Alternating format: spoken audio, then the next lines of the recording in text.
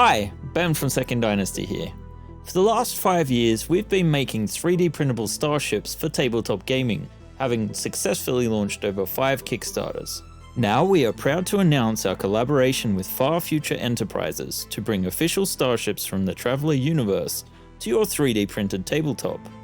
We have produced the most highly detailed Type S Scout imaginable, at glorious 28mm scale. And now we are adding a perfect starter project for first-time 3D printing hobbyists, our official Traveler Starship miniatures. Based on the designs of renowned Traveler artist Ian Stead, each of these miniatures is printable in a matter of hours. Designed for printing on both SLA and FDM type 3D printers, these starships come in 2 different scales, the popular 1:270 X-Wing scale, and tactical, where the ships are all fit on a 1-inch base for tactical combat. Additional funding will unlock amazing new stretch goals that will be added to your core pledge for free. The more people who back the campaign, the more goodies we unlock, including many fan favorite ships. We love making 3D printable spaceships for all to enjoy, be it as tabletop terrain for gaming, display models, or even toys for the kids. There has never been a better time to get into 3D printing with our most approachable and easy to print designs yet. Your funds will go directly into production of our next 28mm scale Starship, the Type A Free Trader Beowulf. With your continued support, we'll be able to bring starships from the Traveler universe into the 3rd dimension for a long time to come.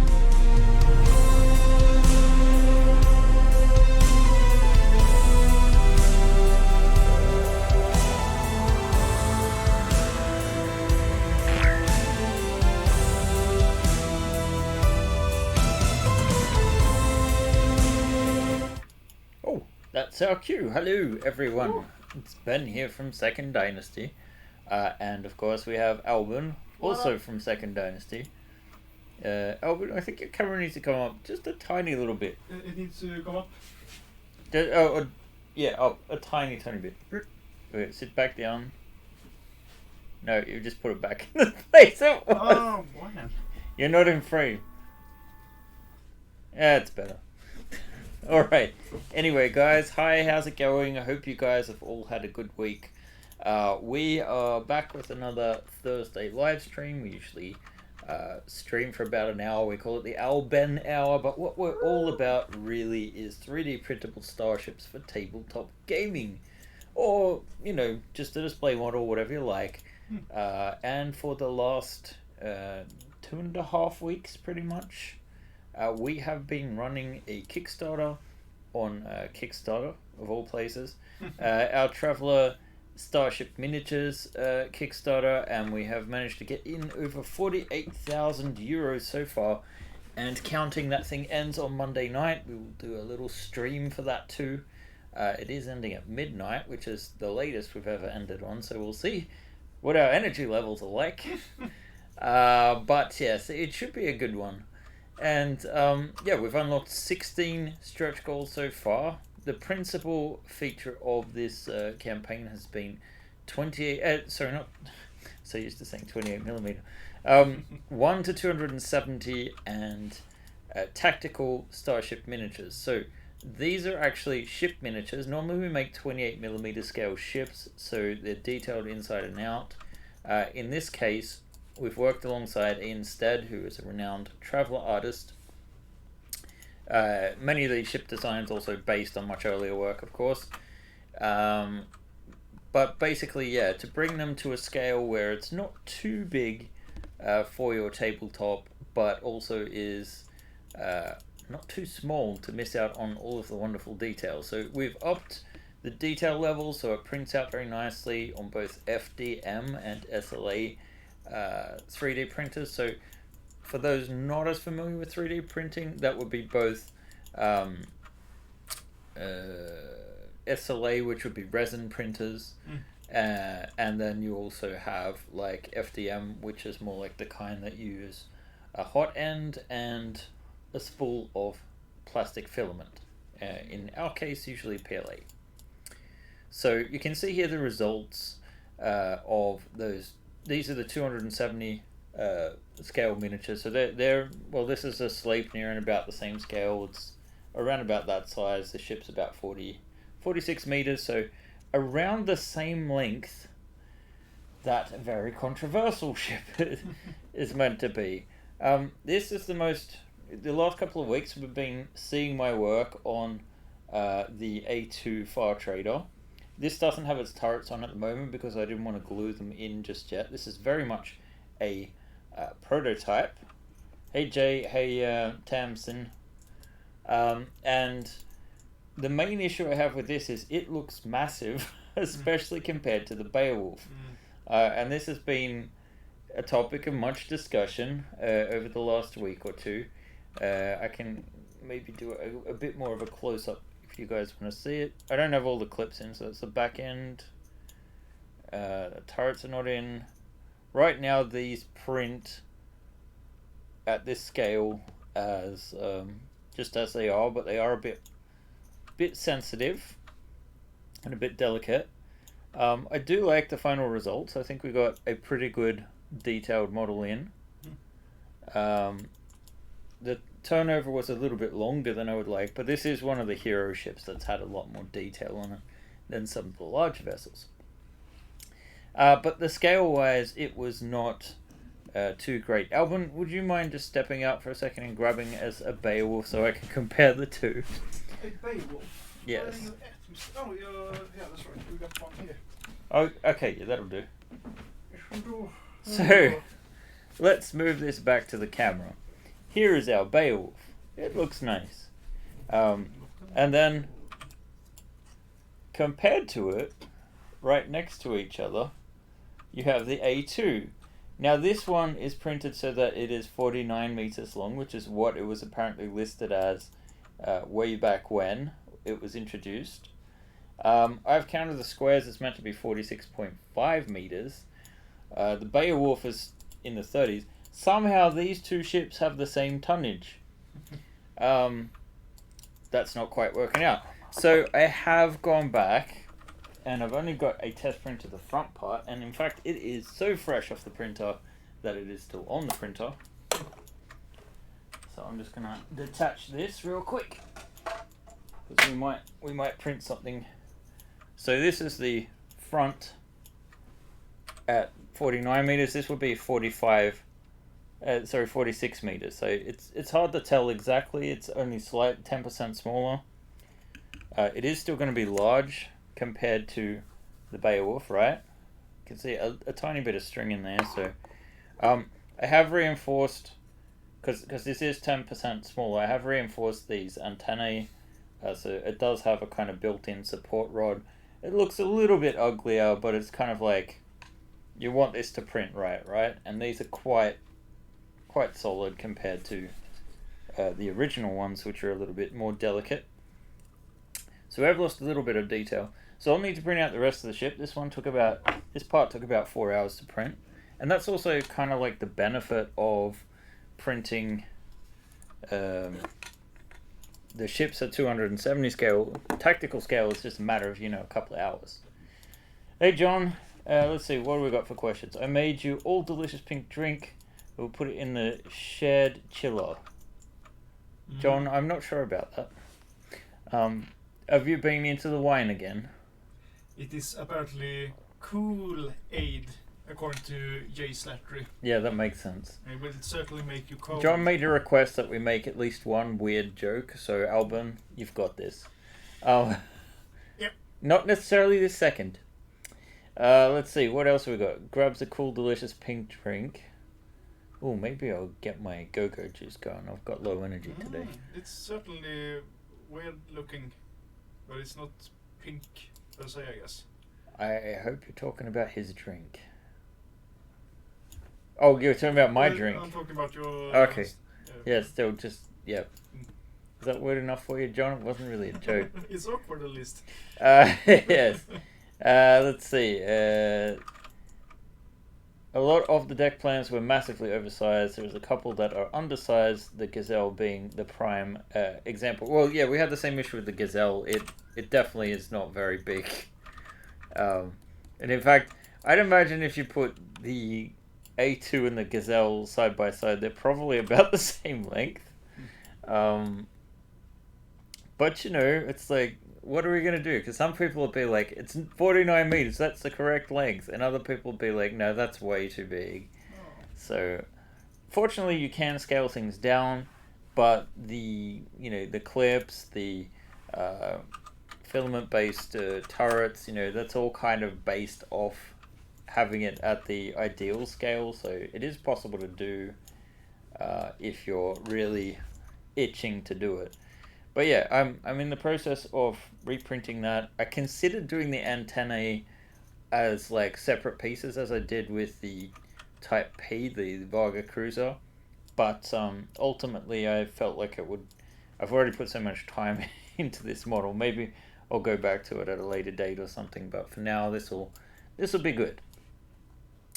All right.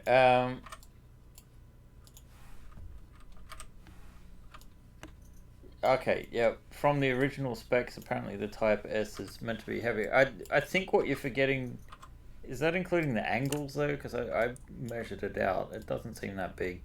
But talk about a 150 D-ton layout. We have this here, the Beta Centauri. And in fact, AlBen has it behind him. Let's switch. The prototype is almost completely finished. We have Lieselot there in the background. You can see I've been very messy the last week or so. Let's see now. So we don't... I thought you would bring the ship to it, I can but bring sure. the ship in front of it instead, perhaps. So I don't have to stare down the neck of Lieselot as well. And it's more about it not being like... And I just realized guys can only see me over here. Man, Alright. it's shrunky. Oh. So there's still a couple of airlocks to do, especially on the side, but you can see that the back end in particular is done. What I'd like to draw attention to, AlBen, is the rear of the ship. So if you show them this little garage. Now it needs some refinement, but that garage door can actually open and close. The little garage door who could... Yes. Right now it's really, like, I need to replace some parts in there, so it's only a prototype, but yes. We talked about having a working garage door. It works like a proper garage door, more or less. I'm excited. I hope you guys like the progress we've made. This ship is nearing completion. It is slightly overdue, but today I'll be working on some more airlocks and that. So if I switch back to our work scene now, thank you, AlBen. And you can actually see here that I have been working on a turret-based iris airlock. The only thing I am not happy with is how low quality we end up getting when we're printing in this orientation and FDM. Now I do have what's called variable layer height on, which means that it's going to take these layers where we want to retain more detail and it'll print them at a sort of lower layer height. But as you guys saw, if we had printed standing instead, we retain quite a lot more detail in the iris. And then I was kind of like looking at this, thinking if this would be the next thing to print, and I'm just going to delete this right now. And then I'm going to slice it and export the G-code to my prints folder. And then I'm just going to get this going while we are talking. In the meantime, why don't you guys have a look at AlBen's work. What are you doing, AlBen? What the frick am I doing? Yeah, I'm looking at this Type R subsidized merchant.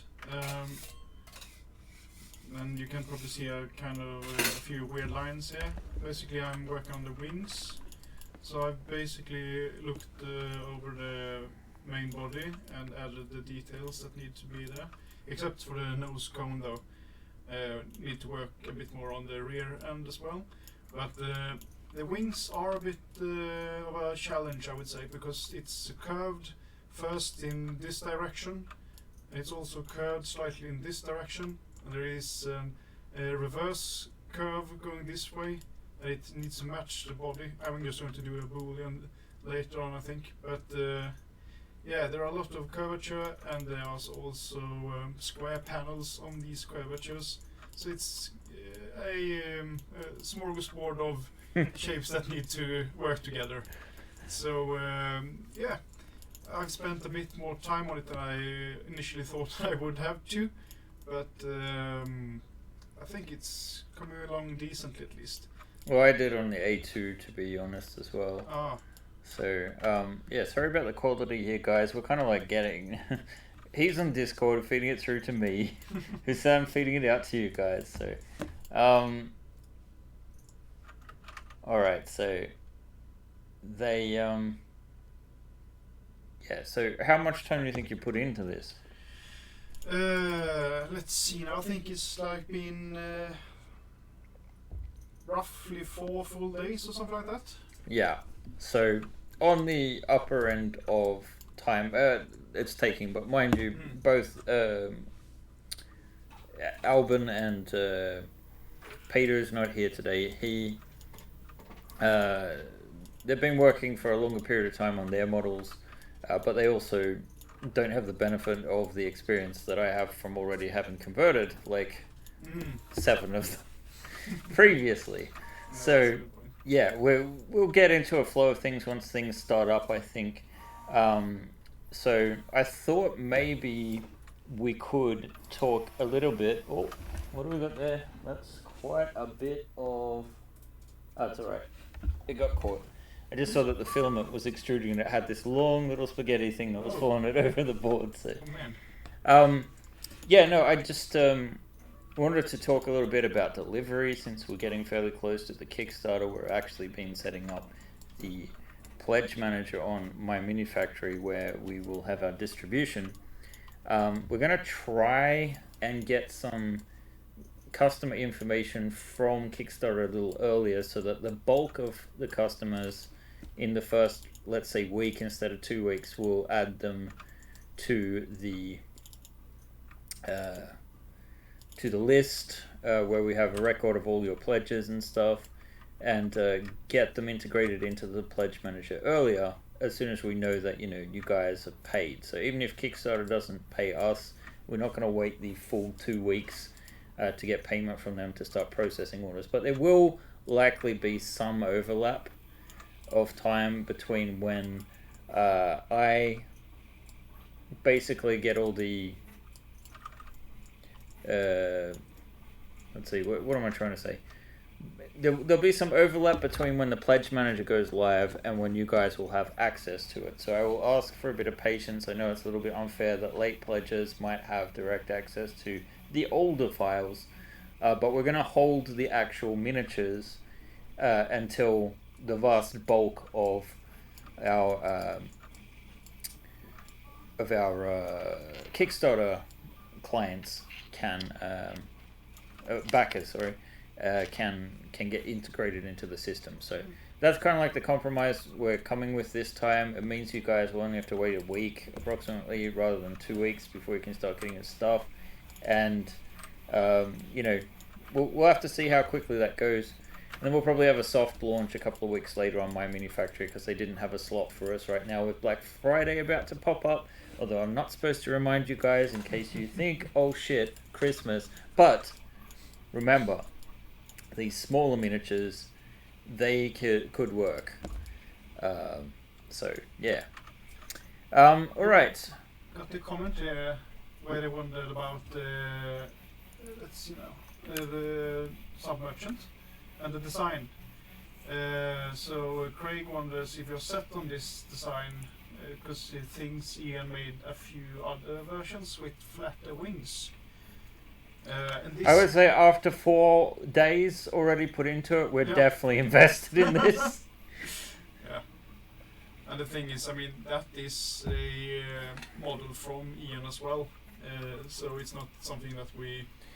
He sent us his most updated versions that he thought of at the time, at least. So he might have since realized, oh no, I had a better version of this or a better version than that. But the thing is, once we start posting stuff up on the Kickstarter, there's an expectation that we will deliver pretty close to what we've got. I mean, usually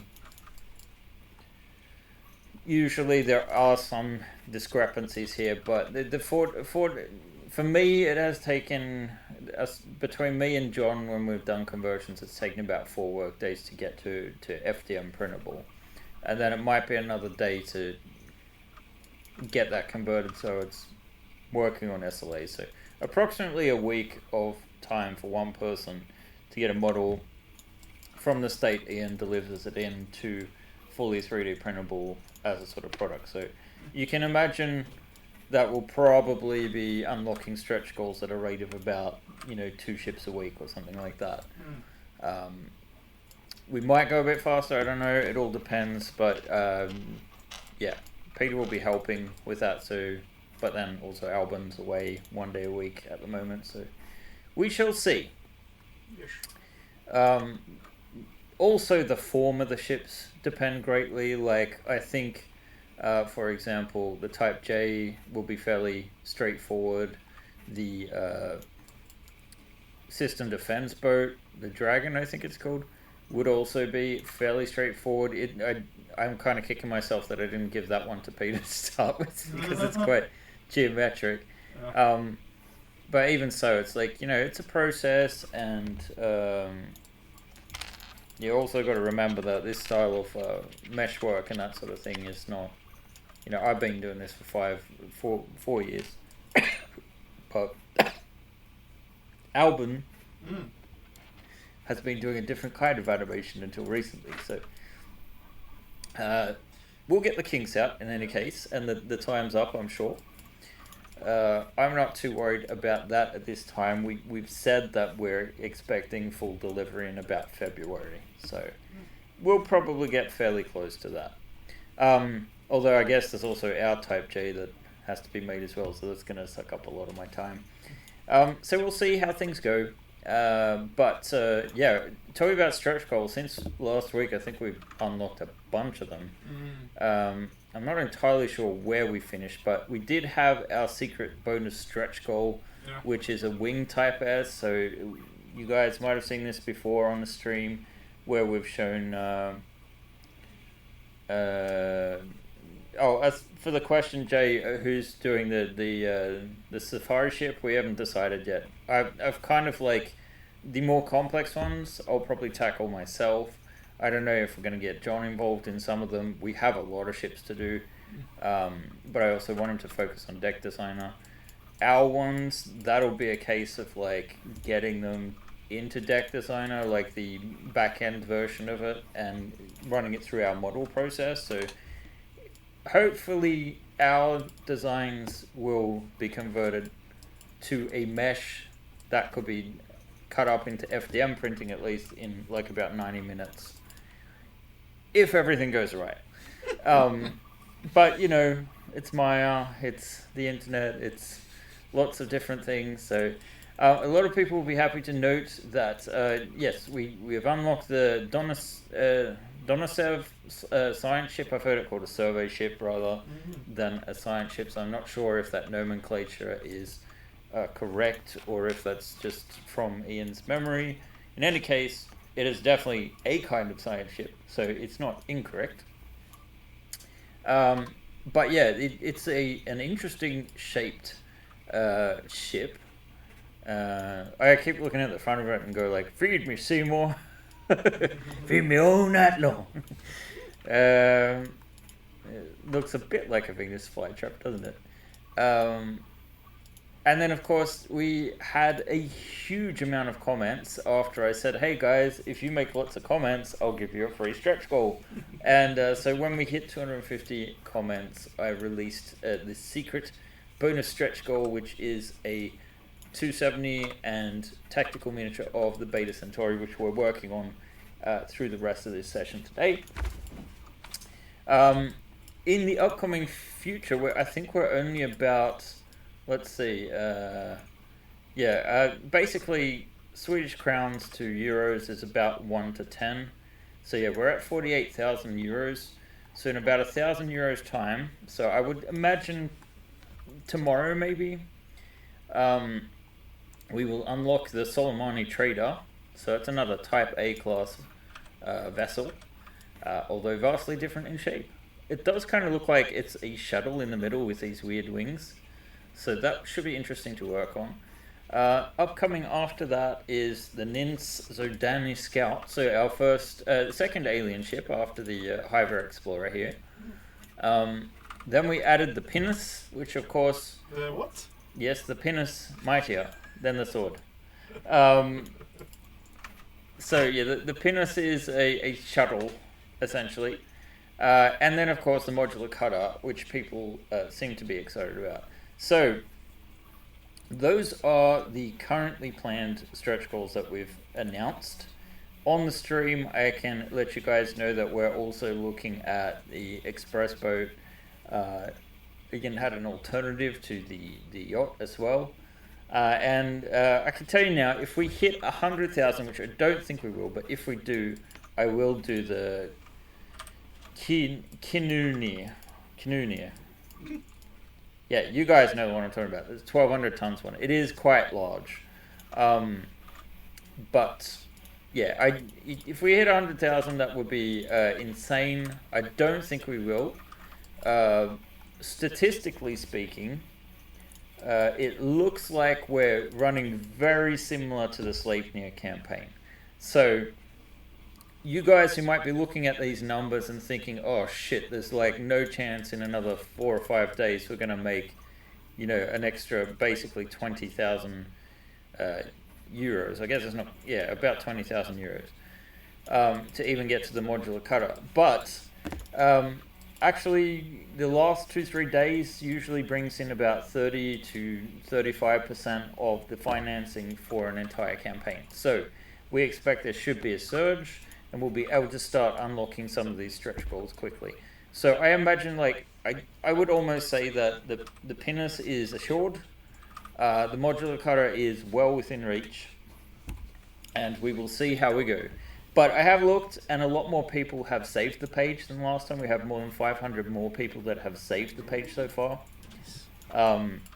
We had a 27% conversion rate last time we did the Sleipnir. This time we're at, I think, 18%. So there's probably a couple of hundred people just there, and then we've got, you know, all this advertising planned, ready to do a final push. So we will get there. All right. So maybe we leave the campaign for now, but if you guys have any questions about the content or plans, if there's any more secret stretch goals, you know, that sort of thing, we can certainly discuss those things. In the meantime, I was going to come back to the airlocks on the Beta Centauri. Here we can see inside the garage at the moment. So as many garages in Traveller, it's hyper cramped. I haven't actually put the model for it in yet, but there won't be a super amount of space in there. I almost assume that when they want to get them out, they would sort of like press some button and it would sort of like float out to this sort of like platform when the garage is open. That's what I kind of imagine, so that it's not as cramped to get into. So yeah, we do have that. It is a little bit lower to the ceiling. You can kind of see that the doors run on these ruts. I'm fairly happy with that, although I might go a little bit deeper than what I've currently got. But I'm also at a point where I don't 100% really want to print out these two pieces again. So I might content myself with the prototype as it is. Let's see, we have a question from Basius. I have a question that I did ask on the Kickstarter. On the campaign page, you have a photo of some of the miniatures on a hex grid space map book. Where did you get it from? I can't seem to find anything on Google. Oh, okay. Let's see, I can go check. Yeah, AlBen's going to go and check where it came from. It was from another Kickstarter, and I believe they're actually running a new one very soon. Where is the beginning of the song? That's a good question. Yeah. Okay. There we go. Here we go. Should I show the stream? Yes, alright, let's get to the close-up camera. camera. The giant book of sci-fi battle maps. But if you hold it up a little higher, if you turn to the other side, it should say the publisher on the back there. Ah.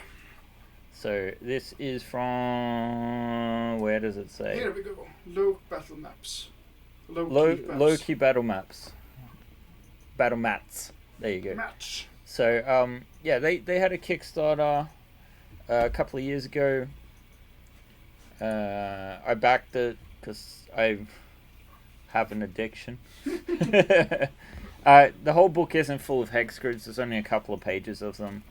The rest are like basically an inch grid with some sci-fi designs in this one. They had mostly fantasy stuff as well. So they're nice mats. They work well. You know, a bit generic, but you'd expect that. So let's get to the model itself. Thank you, AlBen. Yes.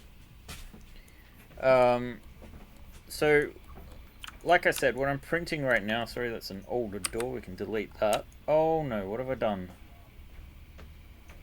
Did I not make a proper copy of that? Oh, that's not ideal. Aside from the fact that this airlock opens up into a shower, I love that. At present, anyway. You could, of course, maybe take this this crew quarters and actually mirror it so it went in the opposite direction, perhaps. But I kind of wanted to make it too, so... Well, I guess that makes sense, too, because if we're looking at this now, you're lying in bed, you're not really taking advantage of this window here, right? These guys are. They've got a nice view out, but not here, so maybe that's one little thing we can do really, really quickly. So I'll just mirror this into Z, and then we're going to be on the grid, and we're just going to move this back into place. So just want to get it aligned. We can see down into the drive compartment there. So that's a little bit better. In this case, it would be above the entrance to the room. Okay, so still maybe a little bit unnerving to have an airlock in your cabin, but it's also like an alternative to a turret placement, right? So you could definitely put a turret there instead. God, why did I do that? Let's see. I don't understand why I've managed to delete the previous ring.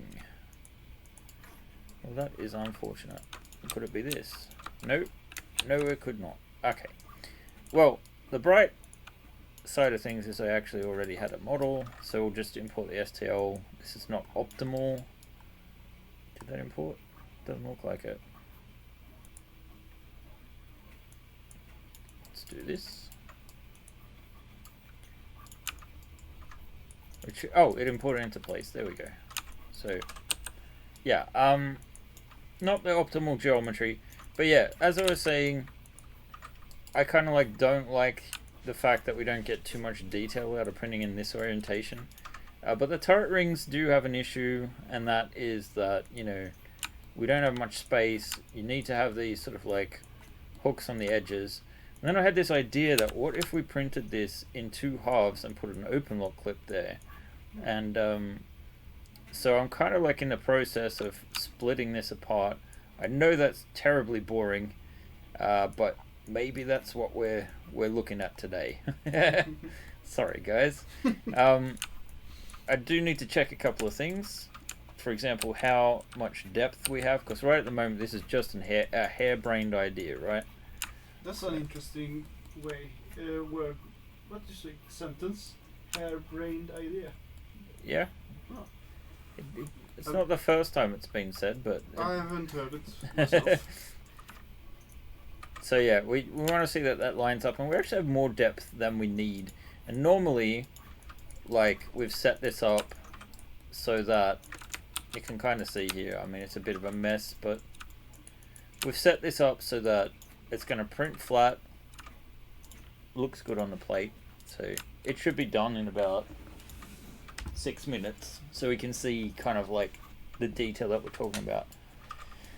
Oh, Basios, it could have been because it was a Kickstarter only product, I'm not sure, but like I said, I think they are going to put out some new stuff, so I wouldn't wouldn't be surprised if it's in there. I would just contact them if you're curious. They might have some answers for you. But yeah, so normally we have this coming down to the plate, right? So that we don't need any built-in supports. It's not ideal because the way we print this, you can kind of see the lines here. Okay, so at the moment I have this adaptive on. I'm going to take that off for a second just for the sake of it, so you can easily just see this is 0.15 millimeter layer heights. So now they're even and distributed. But these sort of like clips, it's hard to find a nice balance between how thick these little teeth are meant to be for them to sort of like snap into place. This is based off the turret ring we had on the Type S, which is our most refined one. But yeah, really what I'm trying to look at doing is getting rid of this ugliness here and focusing instead on, you know, getting this to look as much like this ring as possible. Hence why we are talking about splitting this up. So right now I do see that we have enough room to come down further. We only have to worry about 2 of these hooks, I think. It is circular, it doesn't really matter which orientation it's in, right? No worries, Basil. So I do that kind of thing all the time, mate. I honestly do. I'm blind as a bat sometimes. It doesn't really impress the wife, I can tell you that. So basically what I'm going to do is I'm just going to grab this. I'm going to drop this circular piece down. Actually, I'm going to take all of that. Wait, hang on, what am I doing? We're probably going to do a bit of a custom job here because the circle, this top circle piece is designed to fit into it anyway. There'll be a slight bit of ugliness with this. We could actually like do a nasty little trick. It is a bit nasty. AlBen's intrigued. Yes. So it's probably hard for you guys to see, but if we isolate this, and let's put on here, you can kind of see that I've come down at an angle here. Sorry, a hard angle here of 90 degrees, right? If we just take out this edge loop, just got to select one of these edges if I can get it. There we go. I'm going to Control Delete, and we've got this now at an angle. Now what this does is it won't look super realistic. It's a bit stylized. But if you imagine that this prints out like this, now we have an angle here, which means we don't have any overhangs. The only overhang we have is this ring around there, and honestly we can solve that quite easily as well. Potentially by just deleting this again. So yeah, it is sort of like more angled here, but it will print, I think, support free. So the main thing here now is to combine this into the housing. Mesh combine. So let's isolate this again.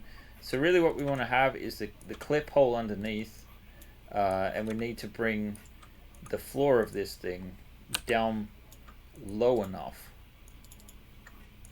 so that the clip can be easily supported. So this is probably more thickness than we need, but the main thing is we're not coming down to the deck below. So if you did have a wall like we have in that cabin in the way, it will, you know, block this from resting easily where it's supposed to rest.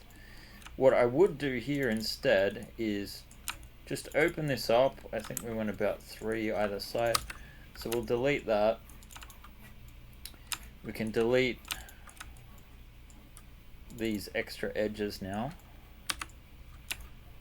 And we'll just like come out instead.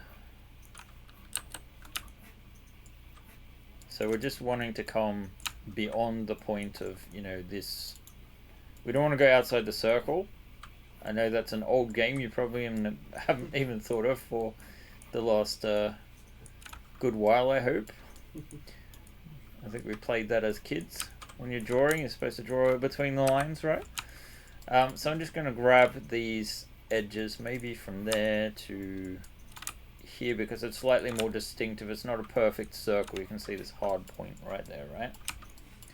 And we're just going to extrude down, not once but twice, because I want it to match this line here, and then down, down the bottom here. So really we probably don't need this to come out the whole way. We just want it to come out so that it matches this harder angle there, right? And in fact we probably want it to come out just a little bit further. So what are we going to do? Are we going to delete one more row maybe? Something like that. So this is just like an example of how fiddly it can get when we're trying to purpose build pieces so that they just, you know, they print the best possible. Of course, you could do this in resin, and you basically could have that nice pattern on either side, but you just can't do that with FDM. We have one angle which we just cannot get all that much detail out of, and it needs that, you know, support. It needs to be supported. So I'm going to grab this and we're going to do an extrusion. I'm just going to get it to match this. We'll bring in, oh, it looks like our existing version is done. So we'll bring this back to like there, and then we're just going to repeat it on the same side. Oh, on the opposite side, sorry, not the same one. Ben. English. Did you say in English? No. Oh, okay. It almost sounded like that. Well, I don't think I did. I never know these days. So, let's see. It'll be a little bit ugly, but the main thing is it's going to be functional. And really, at this point, I'm not looking to solve ugly. I'm just looking to make something that is going to work. And fortunately, this is a small enough thing that we may be able to print it. I'm going to see when we're done how much print time we need, because we may be able to print it whilst we're streaming, just like we did with this other piece. Let's see. Well, depending on how long we're going for, I guess. Probably not in 20 minutes, to be honest, but... Okay, so... let's have a look at the finished result. Camera close up, but we don't want AlBen, we want Ben. Here we go. So, again, I mean, we're pretty small here. Let's see, I need to get my hand in focus. Come on, focus on my hand. Come on, camera. There we go. So you can see here those lines, and especially when we get it on an angle, you can sort of see it in more detail. So not ideal. It doesn't look that bad. It's just like quite rough. Compared to, say, let's see. This is a bit interesting to get into, but...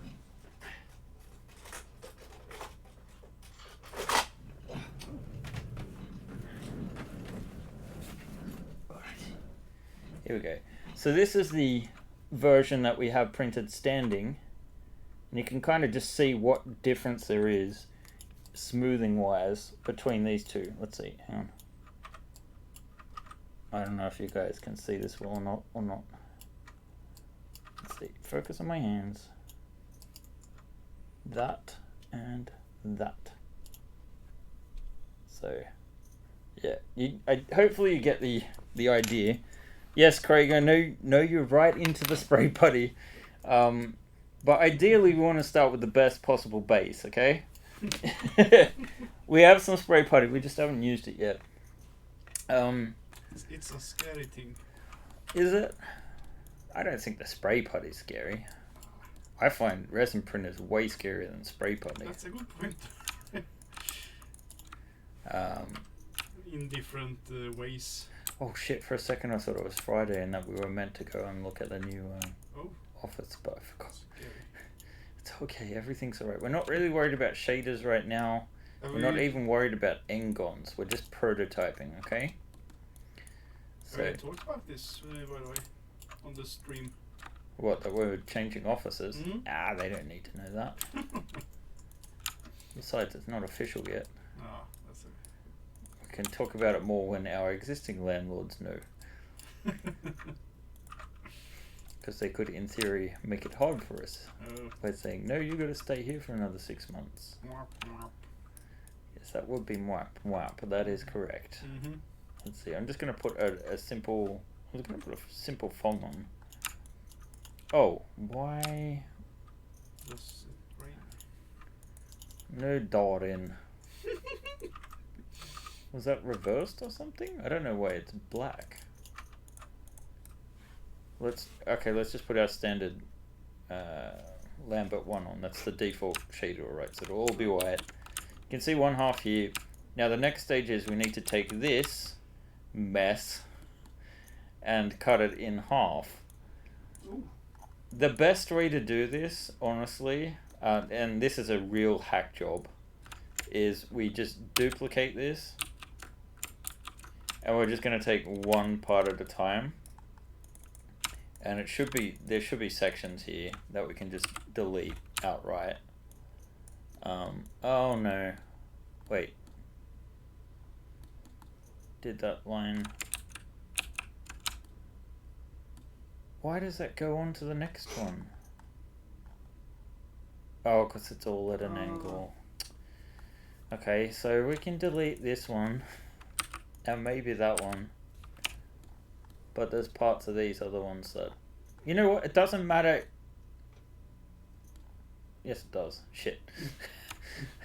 I'm just trying to think. Which I know is dangerous. But yeah, my point is we only want to keep what we only want to keep. So that doesn't say very much to you guys. So we want half of this, but not this half. So the ideal thing would be to just delete this side. And then essentially repeat the same process on... Oh no, I've done it on the wrong one. Oh, I've just reminded myself that I should save. Ooh. So, if you're working in Maya or Blender or anything like that, make sure you put on iterative saving. I have done that. This is just guaranteeing that, you know, iterative saving right now for me is every 20 minutes. Interval? Yeah. So let's see, hopefully, okay, it's keeping some shapes, but not all. So I don't know quite what's going on there. Looks like there's some very basic intersection there. Indeed. So it seems like this is where we're supposed to delete. Ugh, hasn't perfectly worked the operations I've been using to cut it. But it is what it is. Let's see. Oh man, that's annoying. What? As you said, when the cut doesn't cut all the way through. No, I think part of the reason is because we're actually going through several objects at once. It confuses it as well, I think. Yeah, so we'll probably do a couple of cheats, which we will get to, I'm sure, soon enough. So I'm just wanting to, you know, basically keep the stuff that we could possibly still need. You know what, a better option might actually be to forget about this half for now. Yeah. Forget about it. Oh man, that sucked. So I'm just going to center the pivot on these and I'm going to move it aside. And we're going to take, I believe, we had definitely hidden here somewhere, if I'm not mistaken. We have just one shutter. So maybe I'm just going to recreate the magic of the shutters. Let's see. We don't want that there, so you guys can see. So really, we're not going to be able to test print this because it's not ready for printing, essentially. But yeah, this very much is a cheat. This is one of those instances where I usually say, you know, you never should use booleans. We're definitely using... Actually, we're not even using booleans. We're cheating and we're using netfab. It's that bad. And I think this needs to actually be scaled down even more, so that it's right on the edge there. We're just getting some intersection there. Oh no, I've just remembered a thing. And that thing is that we've already previously cut this up in a nice way, and now we haven't. So, Alright, this is lower detail than this one. So, back to the drawing board again. What we might do then is just select all but this one that we know is whole. How do we know it's whole? That's how. No, I know it's whole. Basically, that's my snide answer. We're just going to get this to follow the grid. And so this would, in theory, just be a case of, you can see now this isn't intersecting with the rest of it. That is to say, intersecting means going through it, right? So if I now duplicate this and rotate it like 45 degrees, sorry, yeah, it should be 45. It should be matching up fairly well. Apparently, yeah, it is. There we go. So that matches, and we just do that 7 times, right, and we get the full circle. So instead of trying to cut all of these in half, we're just going to do one at a time, I think, or at least the 2 ones that we need to do. 3 ones, apparently. So let's get that there, and then the rest of it we should be able to more or less manage, I think. So this will be our focus today. I know it's a little bit boring, not what we're used to, but we want to get on the grid here. We want to get, you know, the cutting tool. We're just slicing right through. It almost looked like the center point wasn't lined up correctly, didn't it? It was though, it must have been, because that's on the same grid. So really what we were seeing the result of is this curve, right? So it looks at the moment like technically what we should be able to do is take all of these faces out. That's essentially what we're trying to do.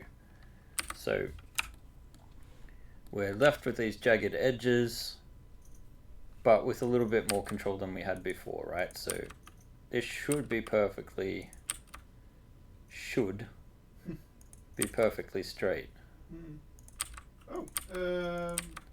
Kjell Liger just wrote that he may be having to learn Blender in order to do his stretch Beta Centauri.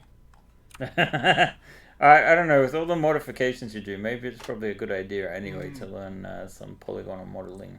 And then he answered right after that, join the dark side, netfab kit bashes can make cookies. Oh. Yeah.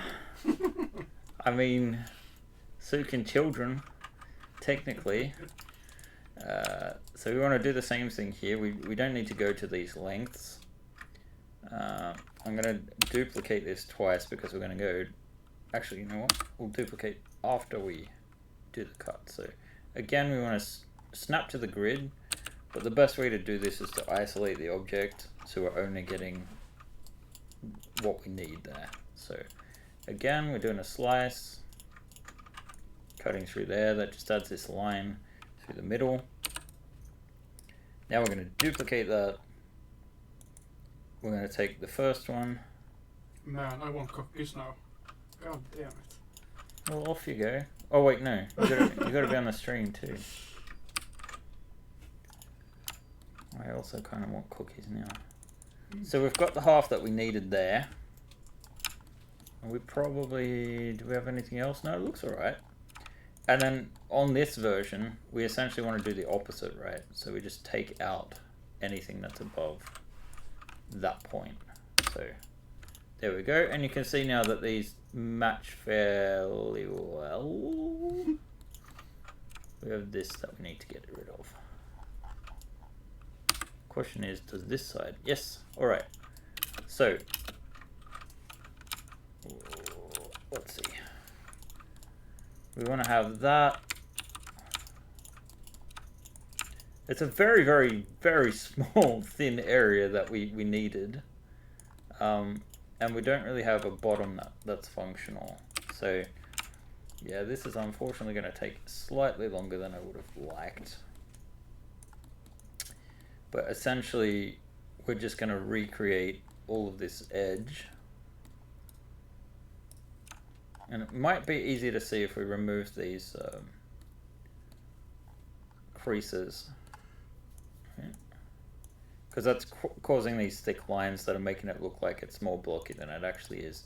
It's just like it interprets the creases so that the line thickness is double of what a normal line is, and sometimes it looks like this extra hidden geometry. So what we'll just do then is we'll take all of the edges here up to there, and then we're gonna do an extrude. Instead of using any of the actual tools, we're just going to do a manual extrude, and then using snapping, we're going to snap it to the corner here.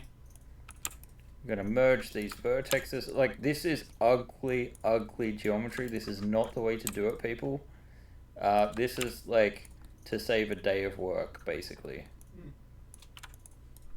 And that's the instances where like things like booleans and slicing shit is, you know, okay-ish. So we should be able to just fill that in, and you can see it looks like a wedge. So now we're just gonna mesh, combine those, and I guess we need an underside there to just, we're gonna leave it, oh no. The fact that it didn't work as an n-gon there means that we've got some kind of hidden geometry. Wonderful. So we'll see how it goes. I think the easiest thing to do here is probably just delete this nonsense right on the edge and essentially just recreate it. So when this happens, it's due to clipping. So if we select the camera and we go into our attribute editor, we just want to modify the near clip plane so that it's a little lower. So let's put out 0.5. And then we get back some geometry. We probably want a little bit more than 0.5, so let's, less rather. Let's go to 0.3, and there you can see where we're zoomed in, and we can see where the problem area is, that this doesn't actually end on a, the edge is not quite what we expected there. So now we should be able to go here and, no, it still didn't close. Okay, so maybe we have something going on the opposite side. I'm not seeing it though. Let's see. There are ways to troubleshoot this. Like if we do a bridge here, can we close this off? We can't. Can we close this off? We can. So the problem is still here somewhere. So I would say probably the easiest thing to do is actually to merge some of these vertexes.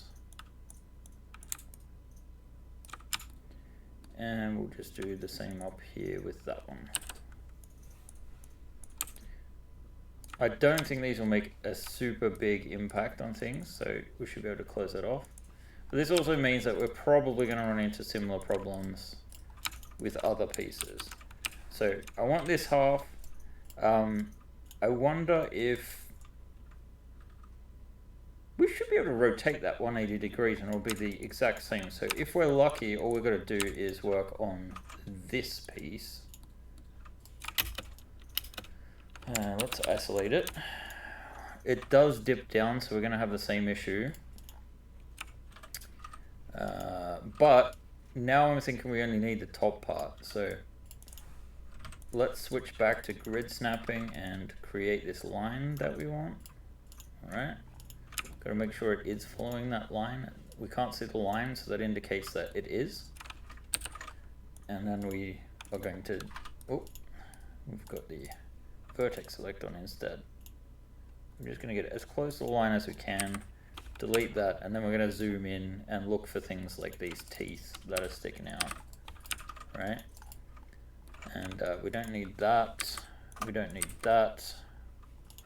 Again, we want to get rid of the thick lines, which was our crease tool. That was used when we were smoothing it earlier. So I have created a little bit more geometry than we would normally need.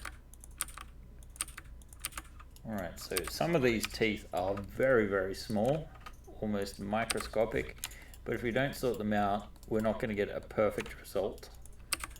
And in most slices, you know, it's probably not going to be too much of an issue, but, you know, we want to be thorough, so especially when we're deliberately being messy. Let's see, any more questions? It seems kind of chill at the moment. I've bored them. I think so. I feel like there's a pun to be made, but I'm not entirely sure what that pun would be. It should be something with Elon Musk and Boring Company and stuff like that, I think. Well, AlBen apparently is telling me how to run my business. You're boring. Company material. They would be privileged to have you. Again, we've got this clipping bullshit going on, so yeah. Hopefully we're addressing it. It's kind of very, very hard to see. It would be even worse to see on stream, but essentially we have had two vertexes that were more or less sharing the same space. We can get even dodgier here. Wait, can we? Yes. Let's do a fill. It worked that time, which means I've paid close attention to where we were having issues. And we're doing a cut here. Actually, a cut there might not be ideal because we do have that. Wait, where are we? No, this is fine. This is fine. After that comment, we got a few comments. We got comments about not commenting. Yes. So Tamsin is engrossed in watching your work. Basios is in awe of how fast you're going through this. He did some 3D modeling years ago on his game development university course. He has left his skills apps since. And Craig is a bit distracted playing with his pinnacle, whatever that means. Oh, I think we know what that means. Craig. No, he means the modular cutter, right? Or is it just not modular? Isn't the penis? He said penis, not. I'm getting confused. I called it the pinnacle, but it's. I thought it was a modular cutter you're working on, Craig. Or have you moved on from your modular cutter? He needs variation, perhaps. I'm concerned about Craig. He's getting to stuff I was like planning to do like in a year's time, but now, so it's like I'm just gonna have to make sure he comes over to the dark side. And by that I just mean Sweden. It's already dark. It's 4 o'clock. God damn it! It's dark. We will turn the camera if you guys don't believe us, but it is dark. Should we? I can show it. I don't know. You can do it if you want. You can do it if you want to. Show them how dark side is. Dark it is outside. Jesus Christ. I've found this vitamin D3. Wait, hang on. Yeah. Is this right? No, I put it on the wrong bloody side again. What am I doing? I don't know. I'm trying to figure it out. What are we missing? No, that's... Oh! I've done the opposite of what we were supposed to do. I did not remove it. I added it. I went for the additive manufacturing instead of the... Subtractive. Is it? Yeah, it's subtractive. It's what? Okay, nice. I don't... Or is it deductive? No. I don't know. Liger will probably know. Yes. Substantive.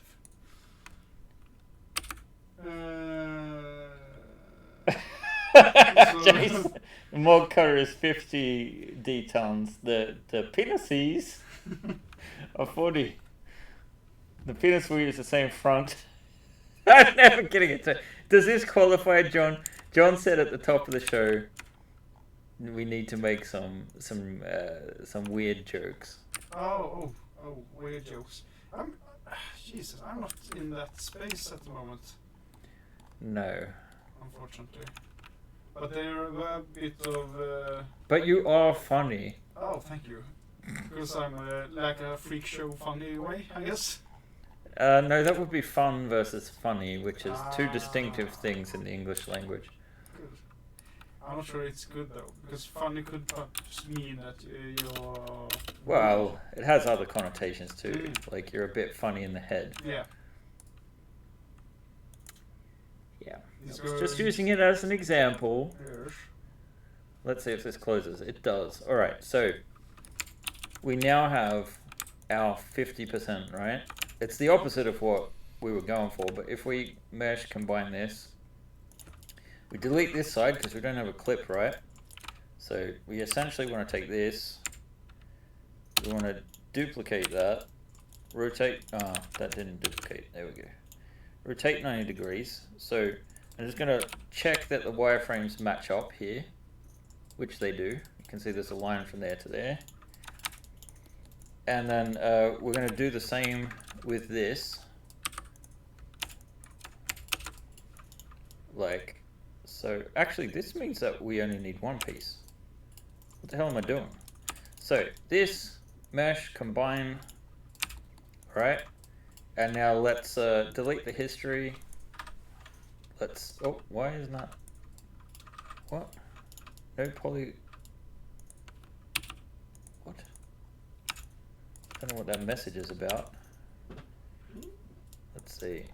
Are we missing something? I don't know. So this is going to be grotesque. Let's again delete the history. Sometimes, oh, I was not pressing the export button, I was pressing the smooth mesh button. Okay, turret ring iris airlock half. I'll probably change that name, probably. And then we want to clear this, add in the half. It's going to spaz out about, there's quite a few errors that we need to address. Netfabbing will hopefully integrate all of this without there being too many issues. So this may take a little bit longer than usual to netfab. And this is not good practice, okay? But it looks like it's solid, so we've reached our goal. So there we go. We've got half an airlock. There's a bit of nonsense going on here, but if we slice, it looks right. It's fine. The wall here is a bit thin, but I think it will hold the clip, which is the important thing. We do have a slight overhang here, but it's nothing I'm really worried about. My Prusa is going to pick that up, not too worries. Not too bad. And technically, we probably could have angled these slightly differently to be more favorable towards overhangs. We haven't done that, and I've just spent the better part of an hour doing this, so I'm not doing it again. This is a 21-minute print. If we just simply add a second version of that, we've probably got about a 34-minute print. I say as it says 34. But in any case, I'm gonna let's see. I need to rotate these. I have my edges actually set to back on the plate. So this is the front of the plate, that's the back. So optimally, what I'm gonna do is just rotate these 45. You know what? No, we'll rotate them on their sides. No, actually, we'll rotate them 180 degrees. And the reason for this is that we will get a seam on the back side instead of the front. So I don't think I pointed it out, but when I did do the front of this, I put the seam at the front, not at the back. Well, maybe I don't have the same settings because it's put the seams in different places. Alright, man. Not to worry. In any case, I'm going to slice this again. Should be the same amount of time. We'll just save it in our print directory, and then we're going to load this into Prontoface. because I've got it connected via USB at the moment. And then we hit print. So I just need to clear this off a little bit. And in half an hour we should have a result. Ooh. So, as boring as that was, I think this is a better solution than this. So let's just take the wireframe off. I think this is going to result in a much nicer print, although we will see a line in the middle. So we'll have to be the judge. I'll provide it in both formats, I think. Tamsin's here with the joke anyway. The penis pics look good. Anyway, John, I hope that fits your request. So again, to reiterate, we had the working door. There's a few refinements I want to make. This is the actual door itself. Oh, this is kind of cool to talk about. So let's see, I'm just double checking that we've got the temperatures going up. Yeah, it's at 186 degrees. It should be starting any second. If I just clear the plate again. Wait, there we go. And we go in for the... Oh, I also fixed the thruster. So previously... Wait, no. Previously, these thrusters have printed out upside down. Like so. But, you know, you lose a little bit of detail. I've actually designed them now so they can print like this. They will be harder to stick. So you can kind of choose which version you want to go with. Or you could do it this way and just put in some very basic support in the middle, and that should make it stick. Like, I don't think you would need anything more than like a tiny little dot, like here, and then slice. No layers are detected. What do you mean? Oh, do we need to fix this first, maybe?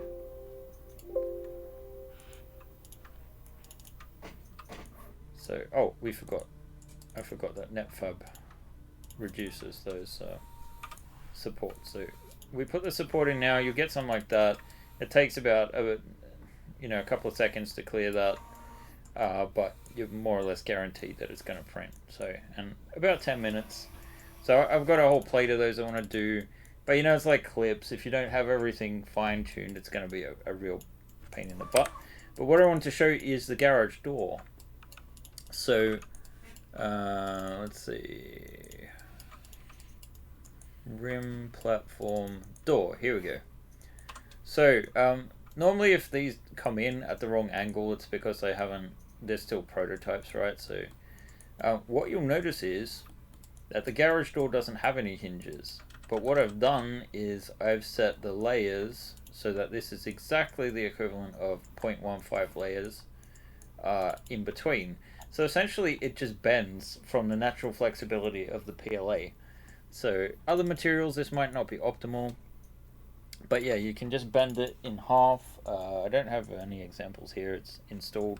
I do need to play around with these edges a little bit more, because I'm finding they are coming out of the tracks, and I'm wondering if the way to do that is to just have them be a little bit longer or something, or a little bit curved, I'm not sure.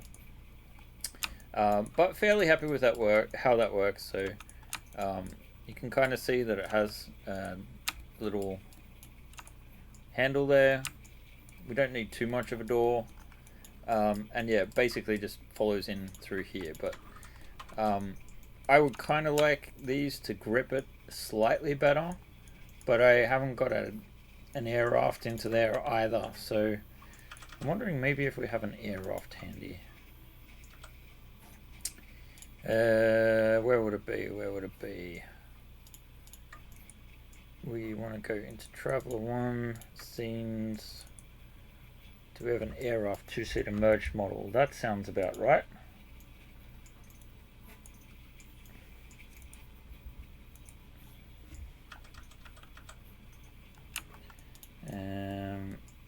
Well, that's not great if that just corrupted things, but where is it?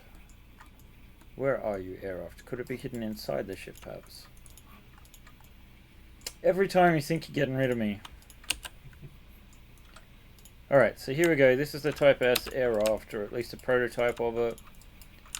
So, does it fit? That's the question. Oh, that is a tight fit, but the question is, does it fit with the lid? And the answer is yes. Wonderful. I mean, you won't have much room for anything else, but like I said, I imagine it's all automized so that essentially you just press a button and this will just, the door will open and will go like, and then you can get on board it or something like that. I don't know. The garages in travel have always been very claustrophobic, so. Okay. Let's wrap things up. And yeah, we will see you guys on Monday night for our final campaign work. So yeah, see you guys then. Bye guys. Take care.